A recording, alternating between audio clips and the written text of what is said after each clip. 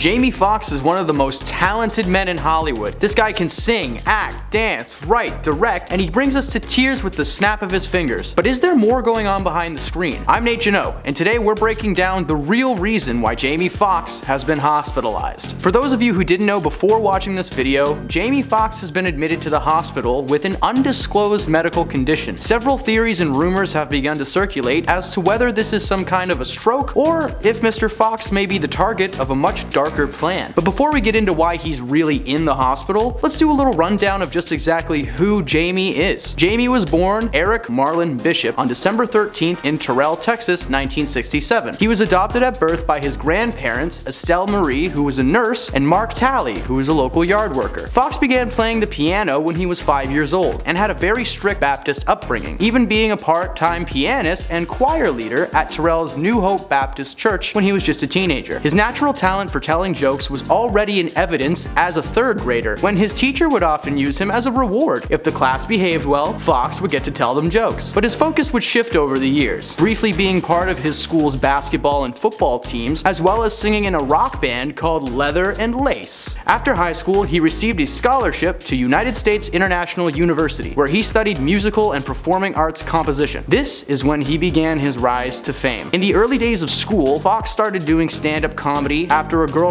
dared him to do it, and he fell in love with comedy. Not her, just comedy. He would often be seen out late at night performing stand-up at as many mics as he possibly could, and he chose the stage name Jamie Foxx, with his surname being a tribute to the comedian Red Fox. In 1991, he was asked to join the cast of In Living Color, an incredible sketch show alongside comedic performers like Jim Carrey and the Wayans brothers, Marlon and David, carving out his own place in sketch comedy history with his iconic character, Wanda. Following a recurring role he had on a comedy series sitcom called Rock, Foxx went on to star in his own sitcom, The Jamie Foxx Show, for 5 years. He also produced the show through his own company, Foxhole Productions. Both during this time and following it, Foxx began making his move to the big screen, starring alongside acting heavyweights like the late great Robin Williams in the movie Toys, Al Pacino and Cameron Diaz in Any Given Sunday, and so many more. But it wasn't until he worked alongside world-famous Scientologist Tom Cruise in the film Collateral that Foxx would receive the Academy's praise, being nominated for Best Supporting Actor at that year's Oscar ceremony. Now don't feel too bad, because a year later he won Best Actor for his portrayal as the music legend Ray Charles in the biopic Ray. His performance stunned the audience, as not only was Jamie's stellar acting chops on display, but his absolutely incredible vocal skills stole the show. Like I said earlier, Jamie hasn't always exclusively been on camera in an acting capacity. Foxx made an album in 1994 called Peep This that didn't receive a lot of success when initially released, but in 2003 he featured on a song called Slow Jams by rapper Twista alongside Kanye West, and the song hit #1 on the US Billboard's Top 100 list. He collaborated again with Kanye on his song Gold Digger, in which Foxx sang a Ray Charles inspired hook. Since that time, Foxx has gone on to keep up the good work, so to speak, releasing 3 more solo albums which also led the Top 100 charts several times, and he's been a regular in Hollywood as an actor for a while now, starring in blockbuster movies like The Amazing Spider-Man 2,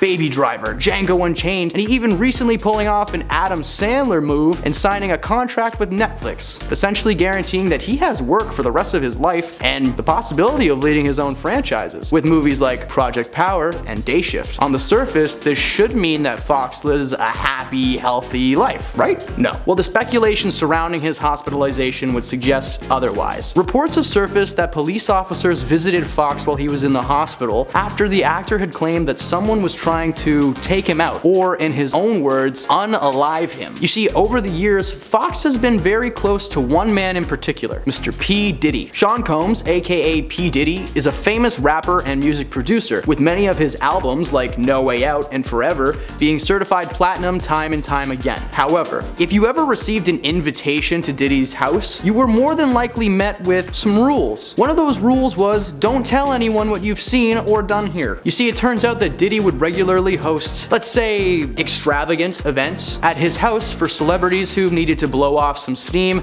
and who hadn't really come to terms with who they were on the inside yet. Foxx was invited to attend said events, but has kept to his word and stayed very quiet through the years. However, there had been speculation for quite some time that the rapper's true orientation was mixed, as he was known to have a partying lifestyle but but it was a very secretive one at that. All was calm for Diddy until a few months ago when Foxx posted a video of himself seemingly confirming the rumors as true, even describing a time when he tried to enter the home with a massive video camera and was refused by Diddy. Being outed by anyone is horrible, but having someone hospitalized in response may be a little too far. That's right, many reports suggest that Diddy has a vendetta against Foxx for spilling the beans and hired someone to send him a message. Diddy is a very wealthy man. Who knows how many people he has in his pocket already, prepared to take out any enemy with a single notice? He has access to things like untraceable toxins or big buff guys with crowbars. So is the rapper paying someone to take out the man that broke his cardinal rule of partying really out of the realm of possibility? While this may sound far-fetched at first, the information Foxx shared about his upcoming Netflix project Back in Action will actually back up the theory. The film Back in Action has been suffering setbacks from the beginning, because not long after production began and cameras started to roll, Foxx had the project paused after he discovered that a crew member was plotting to steal $55,000 from the actor's personal bank account. He reported this to the police, and the bosses of the shoot ultimately had the production halted to allow an investigation to take place. The investigation led to a member of staff being fired as it was discovered that they had been linked to multiple attempted scams on celebrities over the years. But this wasn't the only crew member that was going to be fired, as Foxx reportedly snapped on set following the incident, firing several crew members in what was described as an all-out witch hunt. The movie has been cursed from the start though, with many crew, including Jamie himself, claiming that the entire project felt like it was being sabotaged by someone. Now sure, Mother Nature played a big part in this role, seeing as the movie was being filmed in London during the winter, but this latest incident left a dark cloud looming over the set, with the situation becoming so bad that actress Cameron Diaz, who was set to make her return to the acting world, had changed her mind and decided to stay retired following the release of Back in Action. 3 weeks ago, Foxx was rushed to hospital for a mysterious medical complication and has only recently posted an update on Instagram with an update on his condition, seemingly on the right track to feeling healthy. His family has been with him since the incident started, but has also been very unable to share the exact details on what's happened exactly. But what's odder is, despite the fact that Jamie is in hospital, the director of Back in Action, Seth Gordon, has opted to continue filming Jamie's scenes, just with his stunt double instead. But this begs many to ask the questions. Why is this man so calm and quick to continue shooting? Like, we understand having a deadline, but if your main actor is out sick, especially with an unknown medical condition, why would you continue shooting when you haven't got the first idea when or if that person is going to return? There are several theories circulating at the moment calling to question the director's true nature, because money makes the world go round. What if P. Diddy knew Gordon would take the bribe? What if the pair of them had been behind every single thing that was wrong with the project from the very beginning? Maybe they hired someone to attempt to steal Jamie's money